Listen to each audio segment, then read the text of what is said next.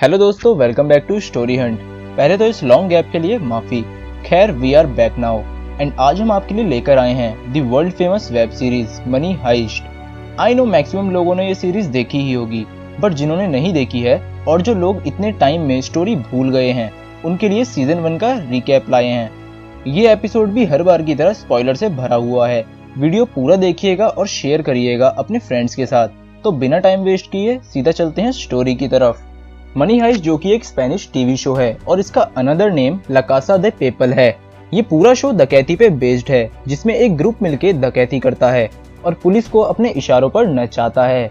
इसमें प्रोफेसर नाम का एक बंदा होता है जो अपनी टीम बनाता है कुछ खास बंदे चुन के और स्पेन के रॉयल मिंट नाम के बैंक को लूटने की कोशिश करता है। दी रॉयल मिंट ऑफ स्पेन मतलब कि स्पेन की नेशनल तिजोरी। यहाँ छपते हैं नोट और रजिस्टर होते हैं उनके नंबर्स। नोट छपते हैं मतलब यहाँ होगा बहुत सारा पैसा और प्रोफेसर अपनी टीम के साथ इसी पे डालेगा डाका। यहाँ प्रोफेसर होता है मास्टरमाइंड। उसका प्लान होता है अपने नोट खुद छापने का और वहां से निकल जाने का। अपना पैसा खुद छापना क्यों? ताकि कोई भी उन नोटों को ट्रेस ना कर सके। प्रोफेसर पूरा प्लान बनाता है और एक एक करके प्लान के हिसाब से बंदे कलेक्ट करता है। एक सीक्रेट घर में सबको कलेक्ट करता है और महीनों तक सबको प्लान एग्जीक्यूशन की प्रिपरेशन कराता है। प्रोफेसर के इस अमेजिंग प्लान को सक्सेस दिलाने के लिए प्रोफेसर कुछ रूल्स बना देता है।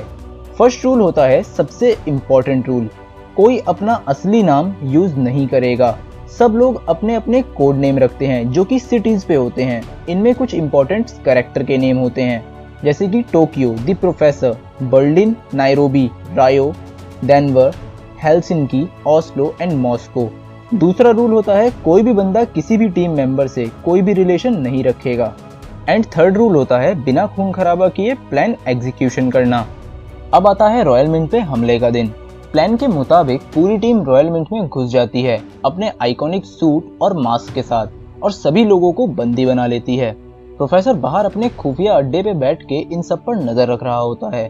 प्रोफेसर और उनकी टीम एक पुराने लैंडलाइन कनेक्शन के थ्रू बात कर रहे होते हैं। अंदर जाकर सारे हॉस्टेजेस को वो लोग अपने जैसी रेड यूनिफॉर्म और वो आइकॉनिक मास्क पहना देते हैं ताकि कोई भी डिफरेंस पता ना कर पाए और वो लोग इजीली निकल सके।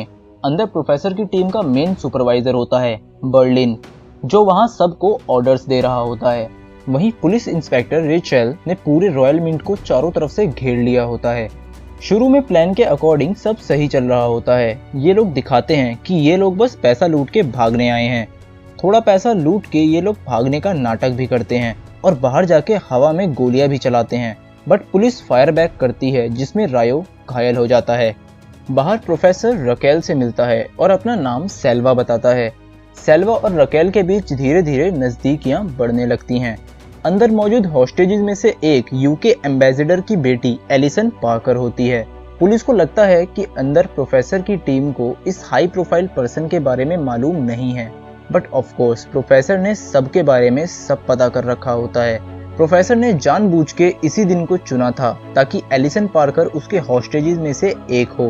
प्रोफेसर एलिसन पार्कर की हेल्प से सबको बताता है कि पुलिस ने अंदर आने की कोशिश की तो वो सारे हॉस्टेजेस को मार देंगे।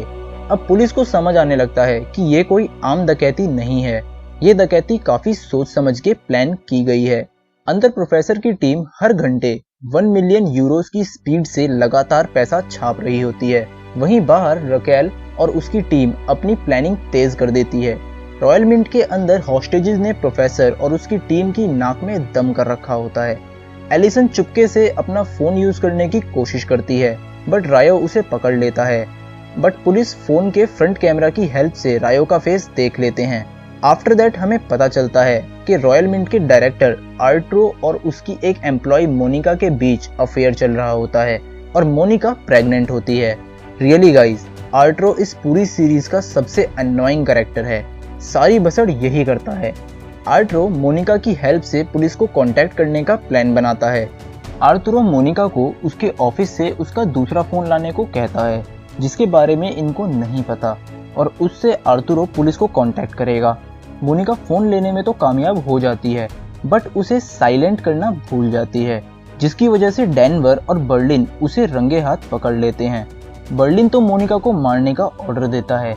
डेनवर उसे मारने की बजाय उसके पैर पे गोली मार के उसे छुपा देता है। बाहर पुलिस रायो के फेस को स्कैन करके इंफॉर्मेशन कलेक्ट करने लग जाती है। यहीं हमें पता चलता है कि प्रोफेसर का सेकंड रूल ब्रेक हुआ है। रायो और टोक्यो के बीच भी अफेयर चल रहा है। पुलिस रायो और टोक्यो दोनों की आइडेंटिटी जान जाती है। इसके बाद प्रोफेसर इन दोनों को ये खुशखबरी बताता है। अब प्रेशर पुलिस पे डालने के लिए बर्लिन कुछ हॉस्टेजेस को मास्क पहना के और उनके हाथों में नकली गन्स थमा के छत पर ले जाता है, जिनमें आर्टुरो भी शामिल होता है।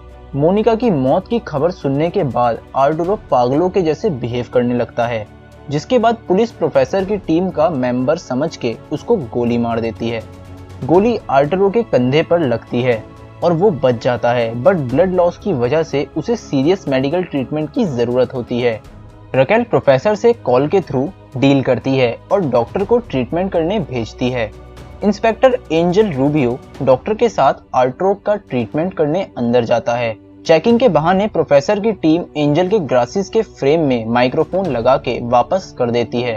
After treatment Raquel underground tunnel के थ्रू अंदर जाने की कोशिश करती है। रकेल का प्लान होता है कि प्रोफेसर की टीम जैसी यूनिफॉर्म और मास्क पहन के टनल के थ्रू अंदर जाना और बाकी सब में घुल मिल जाना। ये प्लान प्रोफेसर उस माइक्रोफोन के थ्रू सुन लेता है और एंड मोमेंट पे सबके मास्क चेंज करा देता है। रूबियो भाग के जाके रकेल को ये खबर देता है और उनका ये प्लान भी फेल हो जाता है। नायरोबी और मॉस्को को मोनिका के जिंदा होने का पता चलता है। वो दोनों बर्लिन को बताने की बजाय डेनवर का ही साथ देते हैं। अब प्रोफेसर को पता चलता है कि बर्लिन अपनी मनमानी करने लगा है और रूल्स तोड़ रहा है और हेसिंकी ने उनकी कार को ठिकाने नहीं लगाया है। प्रोफेसर टेंशन में आ जाता है क्योंकि पुलिस को कार के बारे में भी पता चल गया होता है और वो अब कार भी ढूंढ रही होती है। प्रोफेसर जंक यार्ड पहुंचता है और कार से फिंगरप्रिंट मिटाता है और वहां बर्लिन की जैकेट का बटन रख देता है ताकि पुलिस का सीधा शक बर्लिन पर जाए। यहाँ देखने में लगता है कि प्रोफेसर बर्लिन के रूल्स तोड़ने पे उससे बदला ले रहा है। खैर सच तो आगे ही पता चलेगा। पुलिस जंकयार्ड पहुंच जाती है और कार ढूंढ लेती है। प्रोफेसर किसी तरह भेस बदल के वहां से भागने में कामयाब हो जाता है। उस छोटे से बटन से पुलिस बर्लिन की आइडेंटिटी खोज लेती है। अब रकेल प्रोफेसर से अगेन डील करती है और रॉयल मिंट जाती है ताकि वो सब हॉस्टेजेस सेफ हैं या नहीं ये चेक कर सके। असल में रकेल अपने साथ माइक्रोफोन लेके जाती है जो चेकिंग के टाइम टीम निकाल देती है। उस माइक्रोफोन पे रायो लिखा होता है जो रायो का घर का नाम होता है। उस माइक्रोफोन में एक मेमोरी कार्ड निकलता है। रायो चुपके से उस मेमोरी कार्ड से अपने मम्मी पापा की रिकॉर्डेड क्लिप्स देखता है कि अगर वो पुलिस की हेल्प करेगा तो वो लोग रायो को छोड़ देंगे और बाकी सबको पकड़ लेंगे। रकेल अंदर जाकर बर्लिन का राज खोल देती है कि बर्लिन एक जानलेवा बीमारी से लड़ रहा है और ये अब बस कुछ ही दिनों का मेहमान है। बाहर इंस्पेक्टर रूबियो को रकेल के न्यू दोस्त सेल्वा जो कि प्रोफेसर ही है उस पे शक होने लगता है। रूबियो जाके सेल्वा से मिलता है और चुपके से उसका चम्मच चुरा लेता है, मतलब उसका डीएनए एंड फिंगरप्रिंट्स। रूबियो जाकर रकेल को बताता है कि उसको सेल्वा पे शक है क्योंकि उसके बैकग्राउंड में कुछ खास नहीं मिला, बस उसके पास में ही एक दुकान है एप्पल सिडेर की।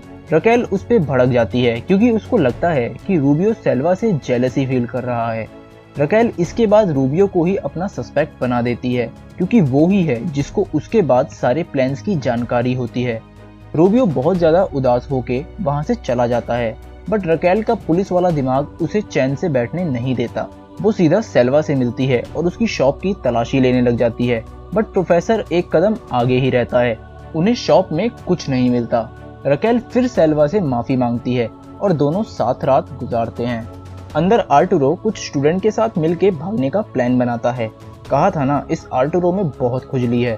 खैर रूबियो इतनी खड़ी खोटी सुनने के बाद दारू पी के गाड़ी चला रहा होता है। तभी उसे कॉल आता है और लैब वाले बताते हैं कि चम्मच के फिंगरप्रिंट सेल्वा से मैच हो गए हैं और वही प्रोफेसर है। वो तुरंत रकेल को कॉल करता है बट रकेल का फोन नहीं लगता। वो रकेल के घर कॉल करके एक वॉइसमेल छोड़ देता है। दारू पीने की वजह से रूबियो का एक्सीडेंट हो जाता है और वो कोमा में पहुंच जाता है। इस वॉइसमेल को रकेल की मम्मी सुनती है। रकेल की मॉम को भूलने की बीमारी होती है। वो भूल ना जाए इसलिए वो सेल्वा को कॉल करके बताती है कि रकेल का कॉल नहीं लग रहा है। अगर वो उसके साथ है तो उसे बताना कि रूबियो ने उसके लिए एक मैसेज छोड़ा है।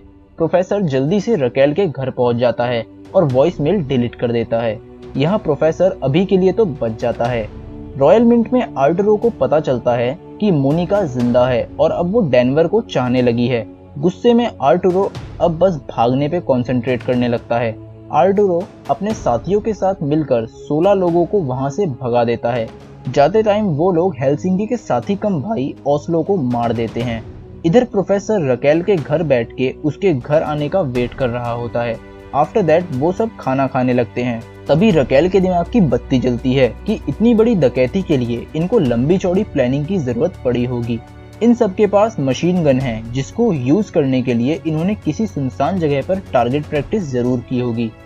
रकेल वहां से उठ के अपने कमरे में जाती है और अपनी टीम को कॉल करके बोलती है कि आसपास के एरिया में किसी सुनसान घर को ढूंढो जहां बहुत सारी खुली जगह हो और एक गन रेंज होने के चांसेस हों। प्रोफेसर बाहर खड़ा सब सुन रहा होता है, फिर वो नॉक करके अंदर चला जाता है। रॉयल मिंट में प्रोफेसर की टीम सबको 1 मिलियन यूरो का लालच देके अपनी टीम में शामिल कर देते हैं ताकि उनका काम तेजी से हो। वहीं रकेल की टीम उनसे कॉल करके बताती है कि उन्हें एक ऐसी जगह मिली है। रकेल प्रोफेसर के साथ बैठ के उस जगह चली जाती है। इनके पहुंचने से पहले ही फॉरेंसिक वालों ने वहां जांच शुरू कर दी होती है। वहां पहुंच के प्रोफेसर गाड़ी में वेट कर रहा होता है और रकेल अंदर चली जाती है। और यहाँ खत्म होता है मनी हाइस्ट का सीजन 1। अब बारी है कुछ इंटरेस्टिंग इंफॉर्मेशन की। जैसा कि हमने बताया, मनी हाइस्ट का रियल नेम स्पेनिश में ला कासा द पेपल है। ये स्पेनिश टीवी शो है जिसके क्रिएटर एलेक्स पीना हैं। इस शो का फर्स्ट सीजन जब ज्यादा कुछ कमाल नहीं कर पाया तो इसके क्रिएटर को लगने लगा कि सेकंड सीजन नहीं लाना चाहिए। तभी इस अमेजिंग सीरीज को नेटफ्लिक्स ने जीवन दान दिया और मनी हाइस्ट के नाम से 2 मई 2017 को नेटफ्लिक्स पे लॉन्च किया गया। नेटफ्लिक्स पे इसके रिव्यूज इतने ज्यादा कमाल के आए कि फर्स्ट से 4 सीजन तक का सफर ना जाने कब पूरा हो गया। खैर, इस सीरीज का बेस्ट म्यूजिक सुनना मत भूलिएगा। बेला चाओ। वीडियो को पूरा देखने के लिए धन्यवाद। ये रिकैप अच्छा लगा हो तो वीडियो को लाइक करें और अपने फ्रेंड्स के साथ जरूर शेयर करें। अगर आप न्यू हैं तो चैनल को सब्सक्राइब करें और बेल आइकन जरूर दबाएं। आप अपनी पसंद की कोई भी मूवी का एक्सप्लेनेशन या फिर रिकैप चाहते हैं तो उसका नाम कमेंट बॉक्स में जरूर बताएं। तो चलिए दोस्तों, फिर मिलते हैं स्टोरी हंट के अगले एपिसोड में। जय हिंद, जय भारत।